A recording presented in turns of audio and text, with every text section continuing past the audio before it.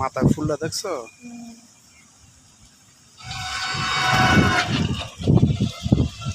ডরই করে না?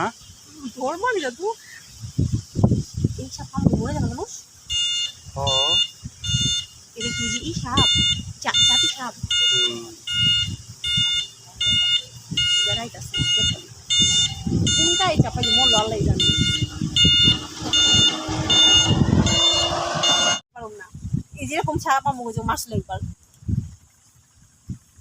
দেখো এত বড় সাপ যদি সামনে খাড়ায় আমি দেখো যে এমনি মরে যাবো মরা দেখলে আমার কেমন লাগে আর তাজা গুলো দেখো তো এই যে মাছ দেখে আমরা বলতেছি ভয় করবো না।